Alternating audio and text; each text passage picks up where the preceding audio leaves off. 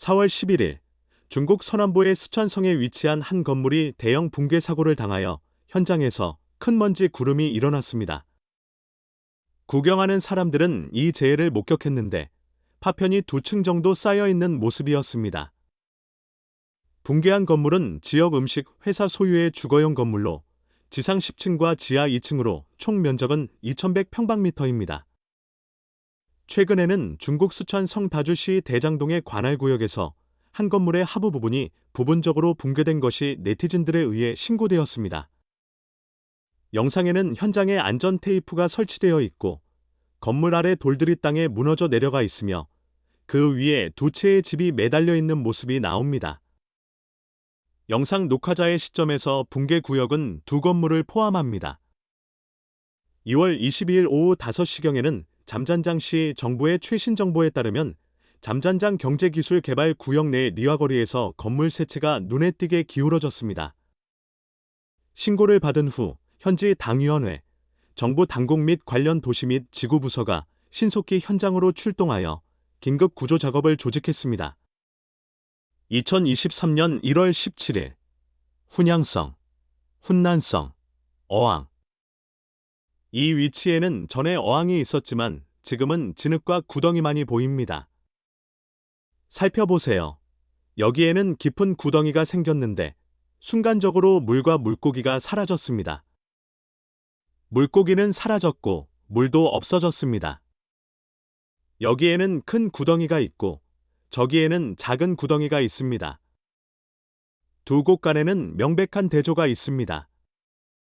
3월 14일 일은 아침에 중국 충칭 베이베이 구 북배구 티안푸 타운 웬실리의 어항에서 지름이 10m 이상인 싱크홀이 갑자기 나타났습니다. 연못에 있는 물과 거의 임한 케이지의 물고기가 한밤 사이에 사라졌습니다. 경고 없이 겁먹을 시간조차 없이 눈 깜짝할 새의 산이 무너지고 땅이 갈라졌습니다. 고층 건물은 폐허로 변했고 생기 넘치던 삶은 강철과 콘크리트의 틈새에서 으스러졌습니다. 자연 앞에서 삶은 너무 연약하여 단 한 번의 타격에 버틸 수 없습니다. 지역사회는 위험에 신속히 대응하고 주민들을 성공적으로 대피시킨 데에 대한 인정을 받아야 합니다. 지역사회가 재산을 조사한 이유는 여전히 불분명합니다. 우리가 올해 2월 15일에 보도한 대로 중국의 국가정보사무소는 전국적으로 약 600만 채의 주거 건물이 있다고 공개회견에서 밝혔습니다. 자연재해와 관련된 잠재적인 위험에 대응하기 위해 당국은 지난 3년 동안 전국적으로 거의 500만 명의 전문가 및 기술진을 동원하여 종합조사에 참여시켰습니다. 이 조사는 본질적으로 자연재해의 전반적인 위험을 완화하기 위한 것으로 주장되고 있습니다. 이것은 해당 사건과 관련이 있을 수 있습니다. 네티즌들 사이에서 가장 큰 우려를 불러일으키는 것은 이 건물이 약 30년 된 것인데 중국의 사설주택재산권은 70년까지로 제한되어 있다는 사실입니다. 이 건물은 1990년대 중국 부동산 산업의 급속한 성장 기간에 건축되었습니다. 주택에 대한 30년 만기 은행 대출의 이유가 점점 더 명확해지고 있습니다. 중국의 건설 프로젝트는 속도로 유명하지만 종종 품질 보장에 고심해야 하는 문제와 마주하고 있습니다. 이 고민은 두부찌개 프로젝트로 불리기도 하는 많은 품질 미달 건설 프로젝트를 낳았습니다. 이러한 프로젝트에는 설계 변경, 비용 절감 또는 저금속 재료 사용이 포함될 수 있습니다. 불일치 않은 건물의 수령 및 전달은 해당 분야 내 부패의 많은 기회로 연결될 수 있습니다. 건설 산업은 현재 중국에서 가장 부패한 부문 중 하나로 자리매김하고 있으며 현재 중국 공산당, CCP, 가 이를 해결하기 위해 노력하고 있습니다. 두부찌개 품질 문제는 때로 과장되기는 하지만 여전히 선명한 현실입니다. 심지어 이 벽돌이 된 것들이 두부와 닮았다는 것을 관찰할 수 있습니다. 많은 구매자들은 개발사가 완료한 작업이 더 많은 문제를 야기할 수 있기 때문에 자기 개조를 선택합니다. 예를 들어, 바닥이 이미 부풀고 깨져 있는 이 신축 주택을 살펴보세요. 이 문제가 바닥 재료에서 비롯된 것인지 아니면 개조에서 사용된 기술에서 비롯된 것인지 여전히 불분명합니다. 개조를 거치지 않은 새로운 주택은 주택 소유자가 개조 프로젝트를 시작하면 품질 문제가 발견되기 일반적입니다. 이 새 아파트 건물에서는 처음에 콘크리트 벽으로 생각했지만 벽이 플라스틱 폼으로 덮여 있다는 사실이 밝혀졌습니다. 주택 구매자들은 종종 새로운 집 열쇠를 받은 후에야 커뮤니티의 녹지를 숨겨진 측면으로 발견하게 됩니다. 많은 주택 소유자들에게는 시장을 탐험하고 다양한 건축 재료의 잠재적인 문제점을 인식하는 지속적인 학습 경험이기도 합니다. 예를 들어, 한 주택 소유자는 자신이 구매한 이른바 목문이 사실은 핀도에더와 유사한 곳에서 얻은 부드러운 목문이었다는 사실을 발견했습니다. 이것이 어떻게 단단한 목문처럼 포장되었는지 놀라울 정도입니다. 게다가 현지 정부가 6층짜리 건물을 강제로 철거하려 시도한 사례가 있었습니다. 건물 소유주들이 사기 행위에 연루되어 있다고 주장하는 현수막이 전시되었습니다. 빨간 현수막은 사기가 근절될 때까지 지속될 것이라 선언했습니다. 불행하게도 6층짜리 건물이 무너져 5도는 6 인근 속성에 피해를 일으켰습니다. 이 사건은 건물의 품질이 예상보다 현저하게 약하게 나타났기 때문에 정부 당국을 놀라게 했을 것으로 생각됩니다. 이 장식이 가득한 호텔에서는 밖에 가벼운 비가 빠르게 실내로 퍼져 폭우로 변했습니다. 중국 부동산 산업이 급속한 성장을 겪은 동안 나라 가든을 비롯한 몇몇 중국 부동산 개발업체가 세계 상위 500개 기업 목록에 올랐습니다. 그러나 이러한 대형 부동산 기업이 지은 주택이 반드시 품질을 보장하는 것은 아닙니다. 한 예로 나라 가든 아파트의 물관에 갈라진 부분이 있는데요. 농업 분야에서는 품질이 낮은 공사 프로젝트로 인한 대형 눈덮임이 사업주에게 큰 손실을 초래할 수 있습니다. 이는 일반적으로 두부 찌꺼기 프로젝트로 불리며 건축물의 품질이 저조하다는 의미입니다. 날씨 예보에서 눈이 오지 않았음에도 불구하고 갑작스런 눈폭풍이 발생했습니다. 20분도 채 안 돼 40에이커의 포도 온실 전체가 무너져 내렸습니다. 하나도 남아있지 않았죠. 심지어 나의 친척이 소유한 인접한 온실도 같은 운명을 겪었습니다. 나는 $3,000를 한 조각 땅에 투자했고 모든 온실과 장비가 파괴되었습니다. 이것은 내가 포도를 재배한 11년 차에 일어난 일입니다. 눈으로 인해 구조물이 무너졌지만 다행히도 작업자들은 그들의 안전을 보장하기 위해 이전에 대피되어 있었습니다. 다른 한 예로 공장은 붕괴 전의 불길한 징조를 보여주었습니다. 벽에는 명백한 틈이 보여져 작업자들이 건물을 비우도록 만들었습니다. 그 결과 손해는 대략 $70,000에 달했습니다.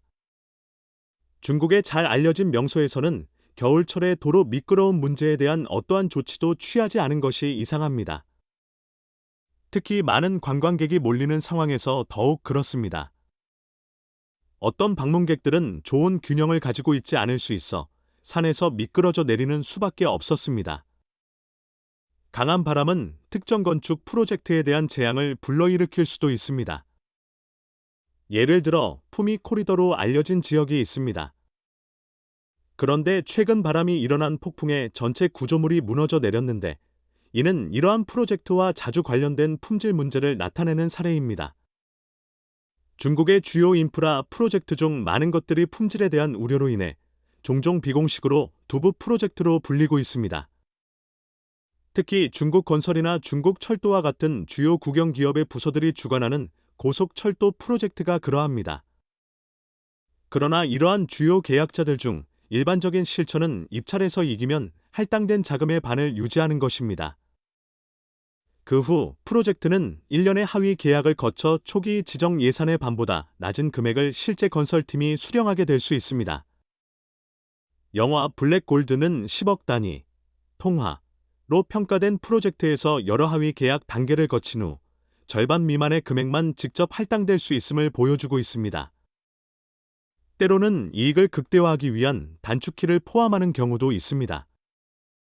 건설 당국과의 공모도 가능성이 있어 예산에 3억에서 5억 단위를 더 추가할 수 있으며 최대 7억 단위의 총 이익이 발생할 수 있습니다. 15억 단위 이익 프로젝트를 자세히 살펴보면 주요 계약자는 거의 7억 단위를 사전에 할당할 수 있어 하위 계약자는 예산의 반만 남게 됩니다. 이러한 재정 압력 속에서 하위 계약자가 이익을 보존하기 위해 단축을 할 수 있다면 이는 저품질이 건설이나 일반적으로 두부, 프로젝트로 알려진 결과를 낳을 수 있습니다. 구체적인 사항이 대중의 검열에서 숨겨져 있을지라도 분할 계약자가 종종 본 계약자로부터의 지연된 지불에 고심하는 것은 비밀이 아닙니다. 이러한 문제들은 프로젝트에 여러 불규칙성의 빛을 던지며 예를 들어 7월 15일에 중국건설에 존경받는 이태지 부문이 샌딘 나이용 고속철도의 일부분에서 건설 기준을 충족하지 못했다는 혐의를 받았습니다. 자들의 주장에 따르면 기둥은 콘크리트가 추가되기 전에 14과 2분의 1에서 15과 2분의 1m 사이의 깊이에 도달하도록 설계되었지만 대부분은 콘크리트가 추가되기 전에 10에서 13m까지만 깊이에 도달했다고 합니다. 국유 기업의 리더는 실제로 할 수 있다면 하라, 할 수 없다면 사라져라라고 말했습니다. 중국 중앙 뉴스 네트워크 켄시에 따르면 산둥 나이롱 고속철도 프로젝트의 섹션 3 담당인 노동하청업체 허난 산재회사는 주된 계약 단위인 중국건설 제8공학사단에게 일부 도로 기초 파일 세그먼트에서 불량 작업에 가담했다고 혐의를 제기했습니다. 이로써 심각한 안전 위험이 발생했습니다. 나이롱 고속철도는 산둥성의 주요 프로젝트로 서부의 청다오, 나이시시에서 동쪽의 웨이아이 농청까지 연결되며 총 193km의 길이에 297억 위안의 투자가 들어가며 시속 350km로 설계되었습니다. 뚜렷한 증거 없이 미지의 지역 기업이 주요 국유 기업에 맞서려는 것은 어려운 일이며 그들이 그럴 용기가 있다면 흔치 않을 것입니다. 산재 회사의 리더인 샤오 위구오는 책임지고 있던 도로, 기초 파일 세그먼트가 디자인에 따라 14.55.5m의 길이를 가져야 했다고 밝혔습니다. 그러나 실제 파일 길이는 13m 사이이며 나사 모양의 대부분의 파일이 디자인 요건을 충족시키지 못했습니다. 나이롱 고속철도의 다른 도로 기초 부분에서도 대부분의 나사 모양 파일이 기준을 충족하지 못했습니다. 파일 길이가 요구사항을 만족하지 않으면 도로 기초의 안정성이 저해되어 직접적으로 안전에 위협이 됩니다. 심지어 일반인도 이를 이해할 수 있습니다. 그러면 중국건설 제8공학사단은 이를 통해 어떤 혜택을 얻는 것일까요? 전문가들에 따르면 나사 모양 파일의 건설 기술은 디자인에 따라 필요한 깊이까지 드릴을 맞추고 콘크리트로 채우는 것입니다. 파일이 더 짧으면 상당한 양의 콘크리트를 절약할 수 있습니다. 중국건설 제8공학사단에게는 이로 인해 상당 부분의 비용이 절감될 수 있습니다. 따라서 전문가들의 협력을 통해 경제참조 뉴스 기자들은 산재 회사가 제기한 문제가 대부분 사실임을 발견했습니다. 또한 다른 노동하청업체 지도자들도 책임을 져야 하는 상황. 산재 회사는 건설 품질 사고에 대한 책임을 지게 될 수 있기 때문에 깊은 우려를 표명했습니다. 따라서 그들은 중국건설 제8공학사단 프로젝트 리더 및 현장 스태프에게 이 문제를 반복해서 보고했습니다. 그러나 그들의 대응은 할 수 있다면 하라, 할 수 없다면 사라져라 였습니다. 결국 산재 회사는 나이롱 고속철도의 세 번째 섹션에서 제명되었습니다. 현재 산둥 나이중 고속철도 주식회사는 조사팀을 파견하여 조사를 진행 중입니다. 중국건설 제8공학사단이 불량 작업에 가담했는지 여부에 대한 진실은 곧 밝혀질 것입니다. 만약 실제로 그런 경우 국유 기업이 이렇게 무모하게 행동하는 것은 정말 충격적입니다. 그들의 양심은 어디에 있나요? 어떤 사고가 수많은 목숨을 앗아갈 수 있음을 고려해 보았나요? 나이롱 고속철도 회사뿐만 아니라 관련 기관들도 개입하여 신속하게 조사를 실시하고 진실을 밝히기 위해 노력해야 한다고 생각합니다. 불량 작업이 확인되면 엄격한 조치를 취해야 합니다. 중국경제참조 뉴스의 조사는 이러한 발견을 확인했습니다. 전문가들은 이러한 기초의 타협이 철도 기반의 균열을 유발하여 모니터링 스테이션에서 일관된 경고를 발생시키고 막대한 수리 비용을 초래할 수 있다고 경고하고 있습니다. 이 특정 세그먼트는 중국건설 제8공학사단의 책임이었으며 문제를 제기한 H산업회사가 작업을 수행했습니다. 중국 경제 참조 보고서를 면밀히 살펴보면 산업회사가 그들의 쌓기 작업 중 어려움을 겪었다는 것이 명백해집니다. 그들은 드릴이 계속 진행할 수 없을 정도로 어려운 섹션을 마주쳤습니다. 중국 건설의 이태직 공학 부서가 제안한 해결책은 드릴을 중지하고 콘크리트를 직접 부어 넣는 것이었습니다. 그러나 일부 건설 전문가들은 드릴이 중단된 경우 드릴이 암석을 위한 것이 아니라고 주장합니다. 산업가 사용한 기술은 암석을 치면서 마감하는 마찰 앤드 베어링 파일 스톱이라는 것입니다. 이는 시스의 제안이 적절했다는 것을 나타냅니다. 그러나 산의 디자인이 왜 이렇게 깊은 파일을 제안했는지에 대한 의문이 제기됩니다. 이것은 시스가 파일 깊이의 불일치를 확인하더라도 이를 수정하기 위해 디자인팀과 협의하지 않았을 가능성이 있으며 이는 그들의 이익에 영향을 줄 수 있습니다. 이것은 나이용 고속철도가 예비 디자인을 기반으로 예산을 초과했을 수 있다는 것을 시사합니다. 50km의 기초를 보면 6,000개의 파일이 필요했고 각 파일이 그의 디자인보다 3m 적다면 총 18,000m가 줄어들게 됩니다. 미터당 300 단위의 비용으로 계산하면 중국 건설제 파일 공학 사단이 600만 단위를 초과 청구한 것입니다. 한편 일부 온라인 사용자들은 2021년 5월에 발견된 이 문제를 언급했으며 처음에는 현지 크레인 운전사가 지적했고 심지어 일부 비디오 증거도 제시했다. 그러나 7월에도 여전히 남아있는 질문은 왜 이 문제가 이렇게 오랜 시간 동안 드러나지 않았을까? 어떤 사람들은 이것이 세이너 회사와 제8기술병 사이의 갈등 때문일 수 있다고 믿고 있다. 쌓기 과정에서 이러한 케이지들은 땅의 구멍에 위치하게 되는데 때때로 구멍에 빠르게 진흙이 쌓여서 케이지의 완전한 삽입을 방해한다. 표준 관행에 따르면 구멍을 다시 드릴해야 하며 이는 추가 비용과 지연을 유발한다. 따라서 일부 작업자들은 케이지를 자르기로 결정한다. 그 후에는 2개의 케이지를 주입할 때 이러한 케이지들을 연결하는 데 문제가 발생한다. 용접이 규정된 방법이지만 서둘러 작업할 때 작업자들은 용접을 완전히 우회하여 두 세그먼트를 몇 미터 정도 겹칠 수 있다. 중국의 건설 부문에서 이러한 지속적인 문제들의 근본적인 원인은 입찰 과정에서 비현실적으로 낮은 건설 비용에 주로 있다.